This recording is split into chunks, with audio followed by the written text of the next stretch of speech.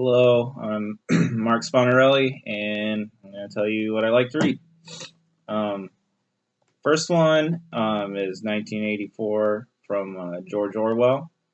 I read this when I was a senior in high school, and I'm no government conspiracy theorist or anything, but I love the way this book made the government look in the just the storyline and how it just builds up and gets crazier and crazier, and you really see how corrupt everything is, even though they're trying to act like it's this utopia.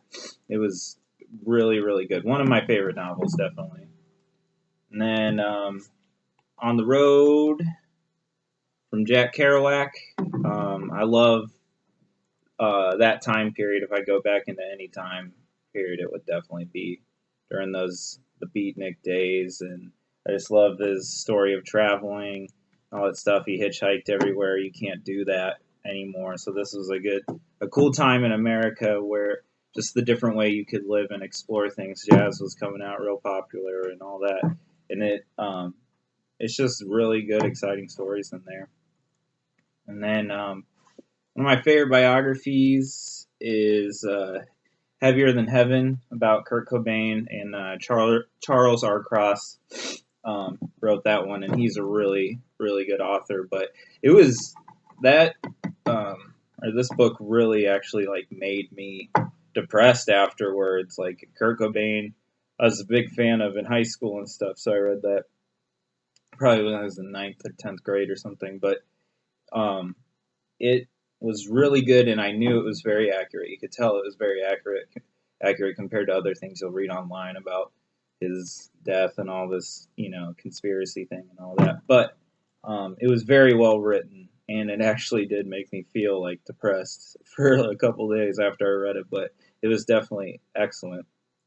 Um, Another one is Inside the Jihad. This guy who he's from Morocco.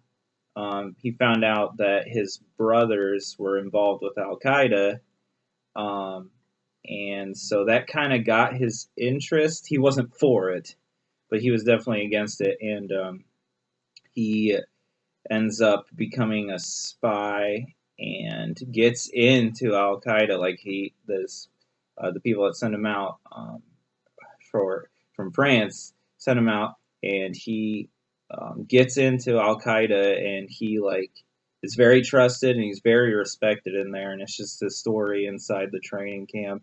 And then Al Qaeda recruits him to be a spy, so he's a double spy, and he's trying to live this life of balancing these two out, and he gets caught in in both worlds, which one does he like better and everything, and then of course he ends up choosing the right thing. But it's just a crazy true experience. I highly recommend it. It's by Omar Nassari. It's obviously not his real name. He's had a bunch of different names, but um, yeah, it's excellent. And then another one you can't really see that well, but it's called The Reason I Jump. It's by Naoki Higashida, however you pronounce that.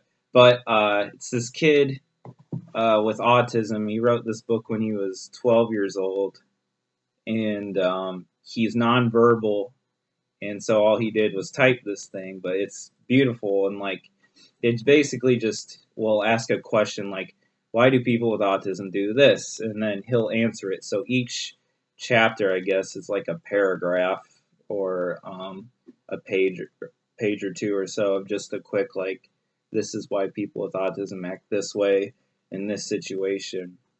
And he also writes a really beautiful story at the end. Just aside from the whole autism thing, he is also a creative writer. It's really good. And it's definitely, I work in that field, and it's really helped me with a lot of my clients and students. And then, last but not least, Dad is Fat from Jim Gaffigan. Best parenting book I've ever read. You can read all the other ones of, having a child and all this stuff is a wonderful thing, and it's easy and it goes smoothly, but this dude has 5 kids and lives in a 2-bedroom apartment in New York, And he just gives it as it is. Like, parenting's awesome, like I love it and stuff, but it is really hard. But he just gives it flat out and gives hilarious experiences, and it's kind of a relief.